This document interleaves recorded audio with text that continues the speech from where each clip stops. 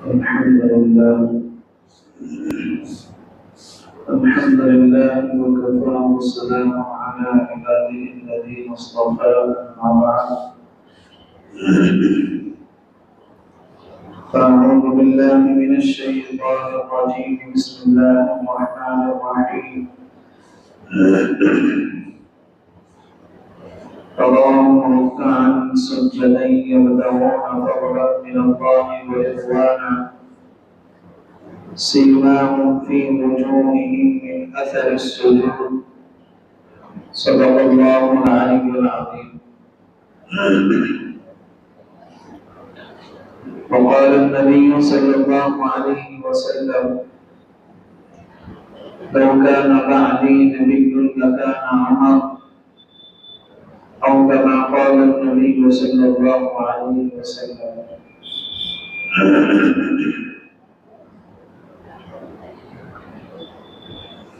محترم بزرگوں اور عزیز ساتھیوں،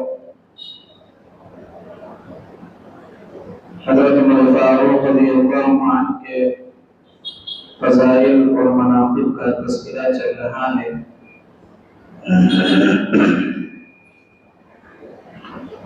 حضور صلی اللہ علیہ وسلم نے ایک مرتبہ جنت کو خواب میں دیکھا۔ آپ نے دیکھا کہ جنت میں بڑا خوبصورت محل ہے اور اس محل کے اندر ہر طرح کے موتی یاقوت زمرد وغیرہ سے بنا ہوا ہے۔ تو آپ نے فرشتوں سے پوچھا کہ یہ محل کس کا ہے؟ تو انہوں نے کہا کہ یہ ایک قریشی نوجوان کا ہے۔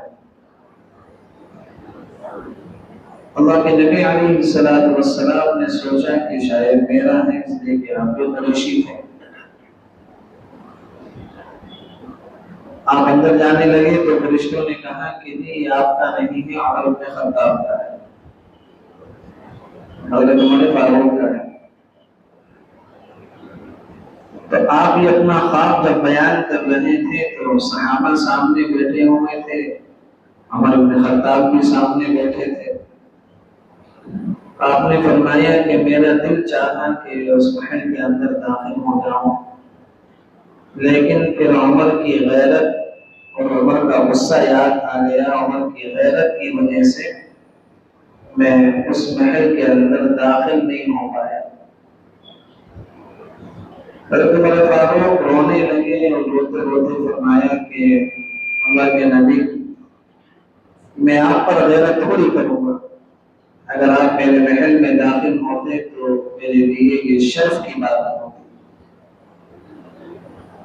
تو یہ اللہ کے نبی علیہ السلام نے حضرت عمر فاروق کو ان کی زندگی میں ہی یہ خواب بتایا کہ تمہارا محل میں جنت میں دیکھ کر آیا ہوں۔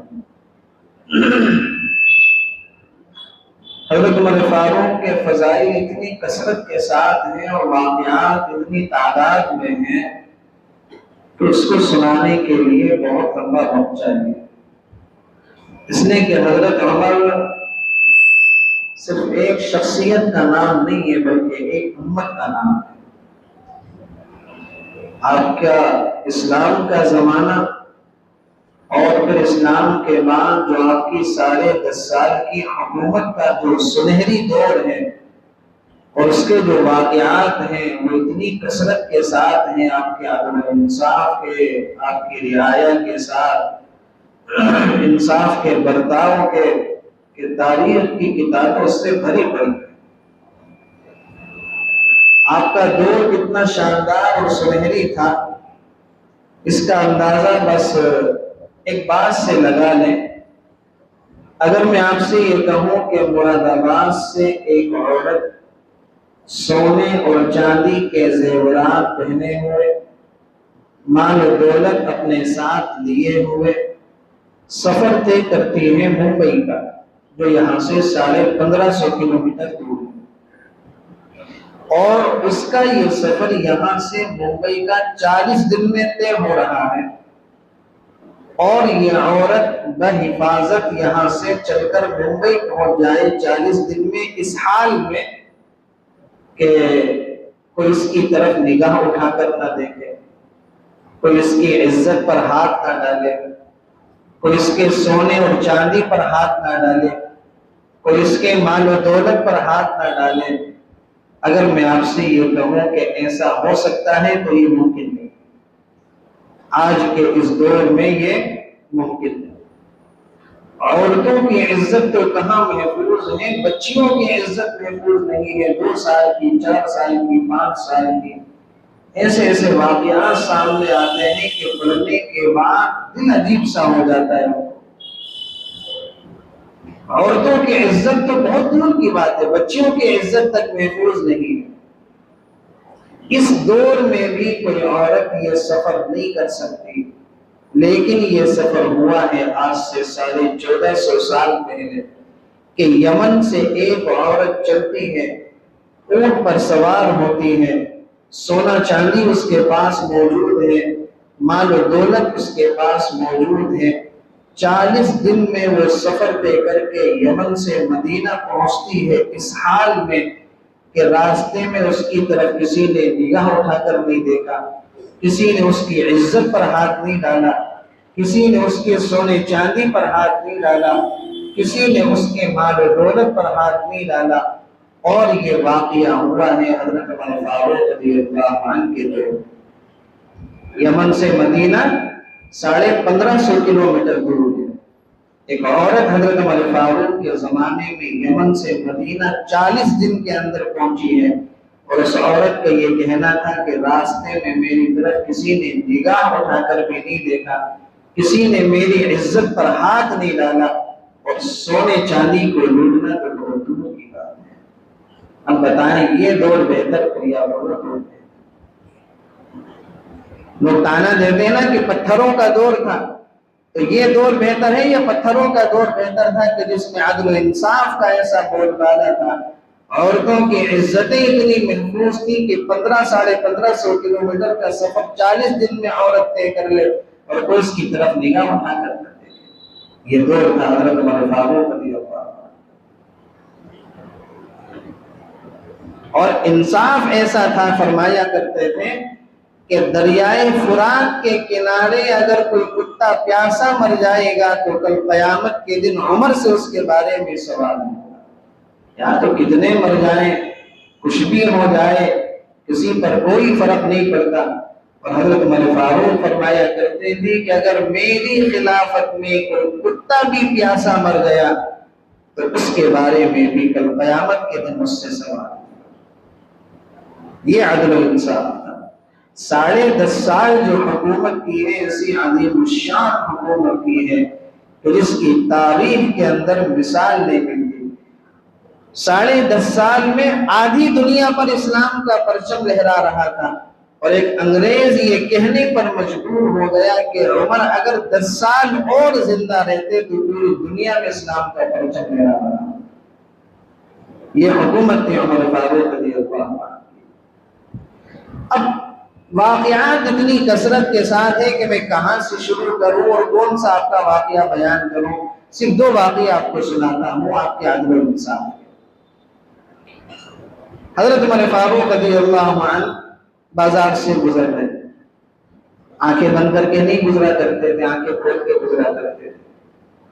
ہمارے آج کل کے لیڈروں کو تو پتہ نہیں، ایسی کی گاڑیوں میں نکل جاتے ہیں، دنیا مر رہی ہے، رعایا مر رہی ہے، ان کو اس سے کوئی فرق نہیں پڑتا۔ تو آدھی دنیا کا حکمراں بازار سے گزرے تو آنکھیں کھول کے گزرا کرتے تھے، بند کر کے نہیں گزرا کرتے تھے۔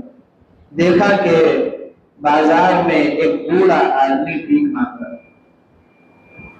تو حضرت عمر فاروق رضی اللہ عنہ نے اپنے ساتھی سے کہا کہ یہ بوڑھا بھیک کیوں مانگ رہا؟ اس نے کہا کہ پتہ نہیں کیوں مانگ رہا۔ تو آپ نے اس کو بلایا، بلانے کے بعد اس سے پوچھا کہ کون ہو؟ تو اس نے کہا کہ میں یہودی ہوں۔ کہا کہ اچھا، بیت المال سے وظیفہ نہیں ملتا؟ کہا کہ جی ملتا ہے۔ تو جو بیت المال سے وظیفہ ملتا ہے وہ خرچے کے لیے پورا نہیں ہوتا؟ کہا کہ جی پورا ہو جاتا ہے۔ تو بھی کیوں مانگو؟ کس سے پوچھ رہے ہیں؟ یہودی سے پوچھ رہے ہیں بھیک کیوں مانگ رہے ہو؟ جب بیت المال سے وظیفہ ملتا ہے تو بھیک کیوں مانگ رہے ہو؟ اس نے کہا کہ جی بات یہ ہے بیت المال سے جو وظیفہ مل جاتا ہے وہ تو پورا ہو جاتا ہے، اس کی تو کوئی بات نہیں، سال کے آخر میں مجھے جزیہ ٹیکس دینا ہوتا ہے۔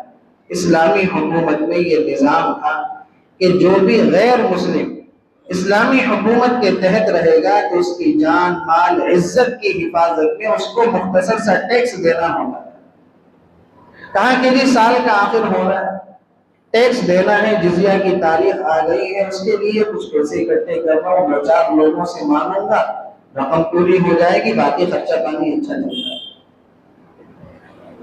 حضرت عمر فاروق رضی اللہ عنہ نے یہ جملہ کہا، اور یہ جملہ حضرت ہی کہہ سکتے تھے، آج کل کی لیڈروں کے بس کی بات نہیں کہنا۔ فرمایا کہ ہم نے اپنے نظام میں کوئی ایسا جھول نہیں رکھا، کوئی ایسا نقص نہیں رکھا کہ جس میں کسی کو کسی کے سامنے ہاتھ پھیلانا پڑے، پھر یہ بابا بھی کیوں مانگتا۔ یہ جملہ ہم نے اپنا نظام جو بنایا ہے بیت المال کا اتنا مضبوط بنایا ہے کہ اس میں کسی کو کسی کے سامنے بھیک مانگنی نہیں پڑ سکتی، پھر یہ بھیک کیوں مانگ رہا؟ تو اس نے بتا دیا کہ مجھے ٹیکس دینا ہے۔ تو حضرت عمر فاروق رضی اللہ عنہ نے اپنے ساتھی سے کہا کہ یہ بڑی نامناسب بات ہے کہ جب یہ جوان ہو تو یہ ہمیں ٹیکس دیں اور ہم ان کے ٹیکس کو کھائیں، اور جب یہ بوڑھے ہو جائیں تو ان کو لوگوں کے دروازے پر مانگنے کے لیے مجبور کر دیں، یہ بڑی نامناسب بات ہے۔ تو حضرت عمر فاروق نے اس بوڑھے سے کہا کہ بابا کل ہمارے گھر پر آنا، تمہارا مسئلہ حل کر دوں گا۔ کہا کہ ٹھیک ہے۔ حضرت عمر فاروق رضی اللہ عنہ نے شورا کے لوگوں کو بلا لیا، اور بلانے کے بعد قانون کے اندر تبدیلی کر دی کہ جو غیر مسلم کمانے کے قابل نہیں ہے اس کا ہم نے ٹیکس معاف کر دیا۔ یہ تھے عمر فاروق رضی اللہ عنہ کہ جو غیر مسلم، مسلمان نہیں، جو غیر مسلم کمانے کے قابل نہیں ہے اس کو ٹیکس دینے کی کوئی ضرورت نہیں ہے، ہم نے اس کے ٹیکس کو معاف کر دیا۔ ایک جھلکی اور دیکھ لیں، رات کے وقت میں مدینے کی گلیوں میں گشت کیا کرتے تھے، تو دیکھا کہ گھر سے ایک بچے کے رونے کی آواز آ رہی ہے،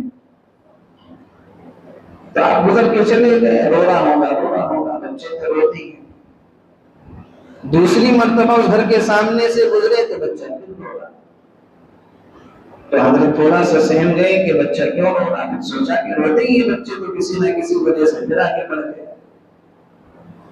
تیسری مرتبہ اس گھر کے سامنے سے گزر ہوا تو دیکھا کہ بچہ کیوں رو رہا، تو حضرت عمر فاروق رضی اللہ عنہ اٹھ گئے کہ کوئی نہ کوئی گڑبڑ۔ آپ نے دروازہ کھٹکھٹایا تو اندر سے ایک آدمی نکلا، کہا کہ بچہ کیوں رو رہا؟ اس آدمی نے کہا کہ بچے کو جو ہے ماں دودھ نہیں پلا رہی، اس وجہ سے بچہ بھوک کی وجہ سے رو رہا۔ کہا کہ بیمار ہے؟ کہا کہ نہیں، بیمار نہیں، بھوک کی وجہ سے بچہ رو رہا، ماں دودھ نہیں پلا رہی۔ تو عمر فاروق رضی اللہ عنہ نے پوچھا کہ بچے کی عمر کیا ہے؟ کہا کہ 1 سال۔ کہا کہ پھر دودھ کیوں نہیں پلا رہے؟ کہا کہ جی بات یہ ہے کہ حضرت عمر فاروق رضی اللہ عنہ دیتے ہیں بچوں کو وظیفہ، اور وظیفہ شروع ہوتا ہے تب جب بچہ ماں کا دودھ چھوڑ کر غذا پر آ جائے۔ جب بچہ ماں کا دودھ چھوڑ کر غذا پر آ جائے تب امیر المؤمنین وظیفہ شروع کرتے ہیں۔ اب ماں اس کو دودھ نہیں پلا رہی، زبردستی اس کو غذا پر لانا چاہتی ہے تاکہ اس کو امیر المؤمنین کی خدمت میں لے کر جائے اور یہ بچہ وہاں پر کچھ باہر کی چیز کھائے تو امیر المؤمنین اس کا وظیفہ شروع کر دیں۔ لیکن بچہ چونکہ 1 سال کا ہے، وہ غذا پر آنا نہیں چاہتا، وہ بھوک کی وجہ سے رو رہا اور ماں دودھ نہیں پلا رہی۔ یہ بات حضرت عمر فاروق رضی اللہ عنہ، ان کے ساتھ میں حضرت عبد الرحمن بن عوف تھے، رونے لگے، کہا اور اپنے آپ سے مخاطب کر کے کہنے لگے کہ عمر تم نے اب تک کتنے بچوں کو رلایا ہوگا، تم نے اب تک کتنے بچوں کو رلایا ہوگا اس طرح سے کہ مائیں بچوں کے ساتھ زبردستی کرتی ہوں گی اور بچے روتے ہوں گے، تم نے تو بہت بچوں کو رلایا ہوگا۔ تو حضرت نے اس آدمی سے کہا کہ اپنی بیوی سے کہو کہ بچے کو دودھ پلائے اور کل ہم سے ملاقات کرے، ہم تمہارا مسئلہ حل کریں۔ تو اگلے دن وہ حضرت کے دربار میں گھر میں حاضر ہوئے، تو حضرت نے شورا بلائی اور شورا بلانے کے بعد قانون میں تبدیلی کر دی کہ اب وظیفہ دودھ چھڑانے پر شروع نہیں ہوگا، اب جو وظیفہ شروع ہوگا وہ بچے کی پیدائش پر شروع ہوگا، غذا پر آنے پر وظیفہ شروع نہیں ہوگا، اب وظیفہ کب شروع ہوگا؟ بچے کی پیدائش پر شروع ہوگا، کہ بچہ جب پیدا ہوگا اس کو بیت المال سے وظیفہ ملنا شروع ہو جائے گا۔ یہ تھے عمر کہ جن کے دور خلافت میں بچوں کو بھی وظیفے ملتے تھے، عورتوں کو بھی وظیفے ملتے تھے، جوانوں کو بھی وظیفے ملتے تھے، بوڑھوں کو بھی وظیفے ملتے تھے، چاہے وہ مسلمان ہو چاہے وہ غیر مسلم، سب کو وظیفے ملا جاتے ہیں، اس لیے کہ سب طرف سے اللہ تعالیٰ کی نعمتیں برس رہی تھی۔ اسی وجہ سے جب اسلام 22 لاکھ مربع میل تک پھیل گیا اور آدھی دنیا پر اسلام کا پرچم لہرانے لگا، تو صحابہ نے آپس میں مشورہ کیا کہ اب عمر فاروق رضی اللہ عنہ کو اپنا طرز زندگی بدل لینا چاہیے، اپنا لائف اسٹائل چینج کر دینا چاہیے، اس لیے کہ حضرت عمر فاروق رضی اللہ عنہ اسی طرز زندگی پر اپنی زندگی گزار رہے تھے جو اللہ کے نبی کے زمانے میں تھا، کہ مہینے میں ایک مرتبہ گوشت پکتا تھا، مہینے میں ایک مرتبہ گوشت کھاتے تھے۔ کون؟ آدھی دنیا پر حکومت کرنے والا آدمی مہینے میں ایک مرتبہ گوشت کھاتے تھے، ایک ہی جوڑا ان کے پاس ہوتا تھا جس میں 14 پیوند لگے ہوئے تھے۔ کتنے؟ 14 پیوند لگے ہوئے تھے۔ سوکھی روٹی کھاتے تھے، وہ سوکھی روٹی اتنی سوکھی ہوتی تھی کہ عام آدمی کے حلق سے نیچے نہیں اتر سکتی تھی، بغیر چھنے آٹے کی روٹی کھایا کرتے تھے، بغیر چھنے آٹے کی روٹی۔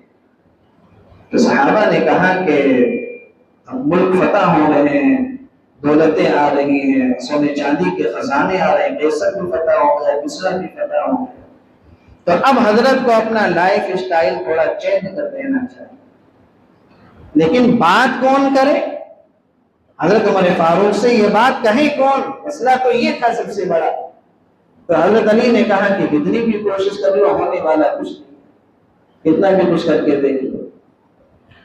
تو مشورہ یہ ہوا کہ ام المؤمنین حضرت عائشہ صدیقہ اور حضرت حفصہ رضی اللہ عنہا جو حضرت عمر کی بیٹی بھی تھی، دونوں کو تیار کیا جائے کہ دونوں اللہ کے نبی کے ازواج بھی ہیں، اور حضرت عمر فاروق ان دونوں کی بات مانیں گے، ان کی رعایت کریں گے، ان کو پروٹوکول دیں گے، ان کی بات مانیں گے، عام آدمی کی کہاں بس کی بات تھی کہنا۔ تو دونوں کو تیار کیا گیا اور یہ دونوں حضرت عمر فاروق کے گھر تشریف لے گئی، آپ لیٹے ہوئے تھے۔ تو حضرت عائشہ صدیقہ نے بات شروع کی، کہا کہ امیر المؤمنین ہم آپ سے کچھ بات کرنے کے لیے آئے۔ تو حضرت اٹھ کر بیٹھ گئے، بتاؤ کیا بات کرنے کے لیے آئے ہوں؟ تو حضرت عائشہ نے کہا کہ اللہ کے نبی کے زمانے میں دنیا تھی نہیں، آپ فقر کی حالت میں دنیا سے چلے گئے، پھر بعد میں دور آیا میرے باپ کا، حضرت ابوبکر صدیق کا، تو وہ بھی فقر کا دور تھا، اس میں بھی دنیا نہیں آئی تھی، تو وہ بھی فقر کی حالت میں چلے گئے۔ اب اللہ نے ہمیں آپ کا دور دکھلایا ہے، ملک فتح ہو رہے ہیں، قیصر و کسریٰ کے خزانے مدینے میں آ رہے ہیں، بیت المال سے سب کو وظیفے مل رہے ہیں، اب آپ کو اپنا طرز زندگی بدل لینا چاہیے کہ آپ خادم رکھ لیں، غلام رکھ لیں، اپنا کھانا تھوڑا صحیح کر لیں، اپنا لباس تھوڑا صحیح کر لیں، کہ بڑے بڑے وفود آپ سے ملاقات کرنے کے لیے آتے ہیں، قیصر کے کسریٰ کے دربار کے لوگ آتے ہیں، تو آپ اپنا تھوڑا لائف اسٹائل بدل لیں۔ حضرت عمر فاروق رضی اللہ عنہ کا چہرہ بدل رہا تھا، غصے میں لال ہو گیا، اور آپ نے کہا کہ یہ بتاؤ تمہیں یہ بات کہہ کر کس نے بھیجا؟ ان کے نام بتاؤ۔ ام المؤمنین حضرت عائشہ صدیقہ نے کہا کہ پہلے یہ بتاؤ کہ آپ بات مانو گے یا نہیں مانو گے، نام ہم بعد میں بتائیں گے۔ کہا کہ اگر تم نے مجھے ان کے نام بتا دیے تو مار مار کر ان کے چہرے میں لال کر دوں گا۔ اس کے بعد حضرت عمر فاروق رضی اللہ عنہ رونے لگے اور روتے روتے کہا کہ حفصہ تو میری بیٹی ہے، میں تجھ سے پوچھتا ہوں، عائشہ کو تو چلو چھوڑو، تو میری بیٹی ہے میں تجھ سے پوچھتا ہوں، کیا کبھی اللہ کے نبی علیہ السلام نے 2 وقت پیٹ بھر کر کھانا کھایا ہے؟ 2 وقت پیٹ بھر کر کھانا کھایا ہے؟ کہا کہ نہیں کھایا۔ کہ صبح کھاتے تھے تو شام کو نصیب نہیں ہوتا تھا، شام کو کھاتے تھے تو صبح کو نصیب نہیں ہوتا تھا۔ کہا کہ میری بیٹی حفصہ میں تجھ سے پوچھتا ہوں، تو بتا اللہ کے نبی علیہ السلام کے پاس پہننے کا ایک جوڑا تھا یا نہیں؟ امام الانبیاء وجہ تخلیق کائنات، جن کے دامن میں جنت بسائی گئی، جن کے ہاتھوں سے کوثر لٹایا گیا، کہا کہ تجھ سے پوچھتا ہوں تو بتا اللہ کے نبی کے پاس ایک جوڑا تھا یا نہیں تھا؟ کہا کہ جی ایک جوڑا تھا۔ کہا کہ اللہ کے نبی اسی جوڑے کو دھو کر پہنتے تھے اپنے ہاتھ سے یا نہیں پہنتے؟ کہا کہ نہیں پہنتے۔ کہا کہ بعض مرتبہ تو یہ ہوتا تھا کہ وہ ایک جوڑا بھی نہیں ہوتا تھا تو اللہ کے نبی علیہ السلام نے چادر اوڑھ کر نماز پڑھائی، ایسا ہوا ہے یا نہیں ہوا؟ کہا کہ نہیں ہوا ہے۔ کہا کہ ایک مرتبہ تو ایسا ہوا کہ چادر بھی پاس میں نہیں تھی تو آپ نے ایک انصاری عورت سے کپڑے ادھار لے کر آپ نے نماز پڑھائی ہے، ایسا ہوا ہے یا نہیں ہوا؟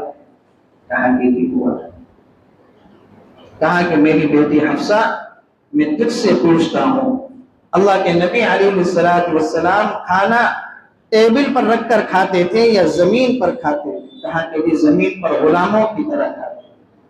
کہا کہ ایک مرتبہ تو نے کھانا ٹیبل پر رکھ دیا تھا، اللہ کے نبی علیہ السلام نے کھانا زمین پر رکھ کر کہا کہ میں غلام ہوں، غلاموں کی طرح کھانا کھاؤں گا، ایسا ہوا تھا یا نہیں ہوا؟ کہا کہ نہیں ہوا تھا۔ کہا کہ اللہ کے نبی کا بستر کیا تھا؟ تو انصاف سے بتا۔ حضرت حفصہ نے کہا کہ ایک چمڑے کا بستر تھا، اس کے اندر کھجور کی چھال بنی ہوئی تھی۔ کہا کہ ایک مرتبہ تو نے بستر کی تہ کو ڈبل کر دیا تھا۔ اللہ کے نبی علیہ السلام نے پوچھا کہ حفصہ تو نے بستر کی تہ کو ڈبل کیا ہے؟ کہا کہ جی میں نے کیا ہے۔ کیوں کیا ہے؟ تاکہ آپ کو آرام مل جائے، آپ کی کمر کو آرام نصیب ہو جائے۔ تو اللہ کے نبی نے کہا تھا کہ نہیں، میرے بستر کی تہ کو سنگل ہی ایسے رہنے دو، اس کی نرمی نے مجھے صبح کو اٹھنے میں پریشان کیا۔ ایسا ہوا تھا یا نہیں ہوا تھا؟ کہا کہ نہیں ہوا تھا۔ اس کے بعد حضرت عمر فاروق رضی اللہ عنہ رونے لگے اور کہا جن لوگوں نے تمہیں بھیجا ہے ان لوگوں سے جا کر کہہ دینا کہ 3 مسافر تھے، 3 دوست تھے، ایک اپنی منزل پر چلتا گیا اور وہ اپنی منزل پر پہنچ گیا، اللہ کے نبی علیہ السلام۔ دوسرا دوست اس راستے پر چلتا گیا اور وہ بھی اپنی منزل پر پہنچ گیا، ابو بکر صدیق رضی اللہ عنہ۔ تیسرا دوست میں ہوں کہ میں بھی اسی راستے پر چلنا چاہتا ہوں، اسی منزل پر جانا چاہتا ہوں، میں اگر اسی راستے پر چلوں گا تو اپنے دوستوں سے ملاقات کروں گا، اور اگر اس راستے پر نہیں چلا تو پھر پتہ نہیں میں کہاں جا کر ٹھہروں گا۔ اس لیے میں یہ چاہتا ہوں کہ میں اس راستے پر چلتا جاؤں یہاں تک کہ اپنے دونوں دوستوں سے ملاقات کروں، اور میں اپنے طرز زندگی کو نہیں بدل سکتا۔ پھر ملایا، اللہ نے کیسے ملایا کہ فجر کی نماز میں آپ مسجد کے اندر تشریف لائے اور نماز پڑھانے کے لیے جب مصلی پر گئے تو ممبر کے پیچھے ابو لولو فیروز مجوسی کھڑا ہوا تھا، تو اس کے ہاتھ میں زہر سے بجھا ہوا خنجر تھا، حضرت عمر فاروق رضی اللہ عنہ نے جب نماز پڑھانی شروع کی تو ممبر کے پیچھے سے نکلا اور اس نے حضرت عمر فاروق رضی اللہ عنہ کے 6 بار کیے.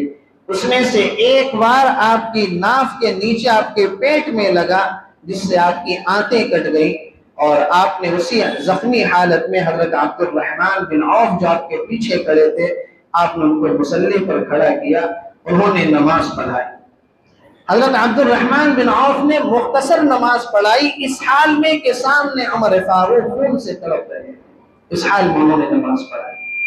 نماز کے بعد صحابہ ابو لولو فیروز مجوسی جس کا مزار ایران میں بنا ہوا ہے اس کو پکڑنے کے لیے دوڑے تو اس نے اپنی جان بچانے کے چکر میں خنجر سے اور وار کیے جس میں 13 صحابہ زخمی ہوئے اور بعد میں اس نے پھر وہ خنجر اپنے پیٹ میں مار کر اس نے اپنے آپ کو ہلاک کر لیا. تو نماز کے بعد حضرت عمر فاروق رضی اللہ عنہ نے پوچھا کہ میرے خنجر کس نے مارا ہے؟ کہا کہ ایک مجوسی نے مارا ہے. تو اللہ کا شکر ادا کیا کہ اللہ نے کسی مسلمان کو میرے قتل میں ملوث ہونے سے بچا دیا. گھر آپ کو لے جایا گیا, طبیب کو بلایا گیا تو طبیب نے آپ کو دودھ پلایا تو وہ دودھ آپ کی آنتوں کے راستے سے باہر نکل گیا. تو حضرت عمر فاروق رضی اللہ عنہ سمجھ گئے کہ وہ اپنے دوستوں سے ملاقات کا وقت قریب آ چکا ہے, تو آپ نے اپنے بیٹے عبداللہ بن عمر کو بلایا اور بلانے کے بعد کہا کہ بیٹا ام المؤمنین عائشہ صدیقہ کے پاس جاؤ اور ان سے جا کر یہ کہنا کہ میرا باپ عمر ابن خطاب, امیر المؤمنین مت کہنا, میرا باپ عمر ابن خطاب اپنے ساتھیوں کے پاس دفن ہونا چاہتا ہے, اپنے ساتھیوں کے پاس جگہ چاہتا ہے. تو عبداللہ بن عمر تشریف لے گئے, دیکھا کہ حضرت عائشہ صدیقہ رضی اللہ عنہا رو رہی تھی. کہا کہ میرا باپ عمر ابن خطاب اپنے ساتھیوں کے ساتھ دفن ہونا چاہتا ہے, ان کے ساتھ جگہ چاہتا ہے. تو حضرت عائشہ صدیقہ رضی اللہ عنہا نے کہا کہ یہ جگہ میں نے اپنے لیے خاص کر رکھی تھی کہ میں نے یہ سوچ رکھا تھا کہ جب میرا انتقال ہو جائے گا تو میں اپنے شوہر اور اپنے باپ کے پاس سکون کی نیند سو جاؤں گی, لیکن میں عمر کو اس معاملے میں ترجیح دیتی ہوں اور میں عمر کو فوقیت دیتی ہوں اور عمر کو اجازت ہے کہ وہ یہاں پر دفن ہو جائے. تو عبداللہ ابن عمر گھر تشریف لے گئے تو حضرت عمر فاروق رضی اللہ عنہ تو انتظار میں تھے کہ کیا خبر لائیں گے. کہا کہ جی امی جان نے اجازت دی تھی. جب انتقال کا دن تھا 26 ذی الحجہ کو آپ کو خنجر مارا گیا اور یکم محرم الحرام کی پہلی تاریخ کو آپ نے شہادت پائی. تو جس دن آپ اس دنیا سے رخصت ہوئے اس دن روایات کے اندر آتا ہے کہ حضرت علی رضی اللہ عنہ اور حضرت حسن رضی اللہ عنہ ملاقات کے لیے تشریف لائے تو دیکھا کہ عمر فاروق رضی اللہ عنہ رو رہے. تو حضرت علی نے پوچھا کہ کیوں رو رہے ہیں, موت سے ڈر لگ رہا ہے؟ تو حضرت عمر فاروق رضی اللہ عنہ نے کہا کہ موت سے نہیں گھبرا رہا, موت کے بعد کیا حالات آئیں گے اس سے گھبرا رہا, موت کے بعد کیا حالات آئیں گے اس سے گھبرا رہا. حضرت عثمان غنی کے بارے میں آتا ہے نا کہ جب کسی قبر کے پاس کھڑے ہوتے تھے تو اتنا روتے تھے کہ ان کی داڑھی مبارک تر ہو جایا کرتی تھی. یہ ڈر تھا موت کے بعد کا صحابہ کے دلوں میں. ہمارے دلوں کی وہ کیفیت نہیں ہوتی قبرستان جا کر جو صحابہ کی ہوتی تھی. تو فرمایا کہ موت سے نہیں گھبرا رہا, موت کے بعد کیا ہوگا اس سے گھبرا رہا. اور یہ کون کہہ رہا ہے؟ جس کے بارے میں اللہ کے نبی علیہ الصلوۃ والسلام نے فرمایا لو کان بعدی نبی لکان عمر, اگر میرے بعد کوئی نبی ہوتے تو کون ہوتے؟ جس کے بارے میں اللہ کے نبی نے فرمایا ان اللہ جعل الحق علی لسان عمر وقلبہ, اللہ نے عمر کی زبان اور دل پر حق جاری کر دیا ہے, جو بولتے ہیں حق بولتے ہیں, جو سوچتے ہیں حق سوچتے ہیں. گزشتہ ہفتے آپ کو 5 مثالیں بتائی تھی نا کہ جو رائے زمین پر عمر فاروق کی تھی وہ رائے اللہ کی آسمانوں پر تھی اور اسی کے مطابق اللہ نے قرآن نازل کیا. کون گھبرا رہا ہے؟ 1.25 لاکھ صحابہ مرید ہیں, عمر فاروق رضی اللہ عنہ مراد ہیں کہ جس کو اللہ کے نبی نے اللہ سے مانگا کہ اللہ اسلام کی عزت کے لیے تو مجھے عمر دے دے, وہ کہہ رہے ہیں کہ موت سے نہیں گھبرا رہا, موت کے بعد کیا ہوگا اس سے گھبرا.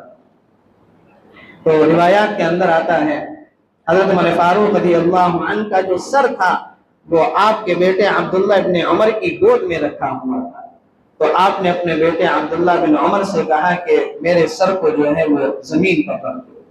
تو انہوں نے زمین پر نہ رکھ کر تھوڑا سر نیچے کر لیا گود سے۔ تو حضرت عمر فاروق رضی اللہ عنہ اپنے بیٹے عبداللہ بن عمر پر غصہ، ویحک، سمجھ میں نہیں آتا کیا کہہ رہا ہوں، میرا سر زمین پر رکھ دو۔ اور پھر حضرت عمر فاروق رضی اللہ عنہ نے جو الفاظ اپنی زبان سے نکالے وہ احادیث کی کتابوں کے اندر سنہری حروف سے لکھے ہوئے ہیں۔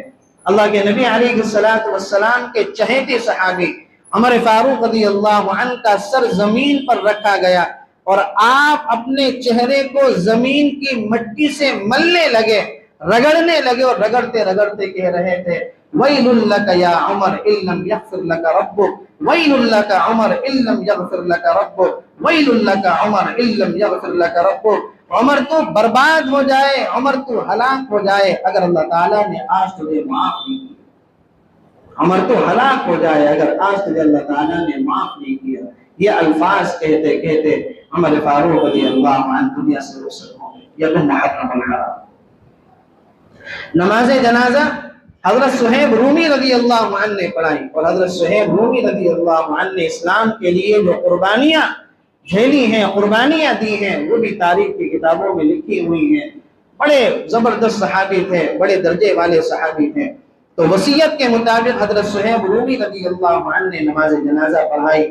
تو عمر فاروق رضی اللہ عنہ جاتے جاتے حضرت عبداللہ بن عمر سے یہ کہہ گئے تھے کہ جب میرا انتقال ہو جائے تو میرا جنازہ حجرے کے باہر رکھ دینا، ایک مرتبہ اجازت اور لینا، ہو سکتا ہے کہ میرے پریشر کی وجہ سے ام المؤمنین نے اجازت دے دی ہو، جب میں دنیا سے چلا جاؤں تو جنازہ حجرے کے باہر رکھ دینا، ایک مرتبہ اجازت اور لینا، اگر اجازت دے تو میرے ساتھیوں کے ساتھ دفن کر دینا، اور اگر اجازت نہ دے تو پھر جنت البقیع مجھے عام قبرستان میں دفن کر دینا۔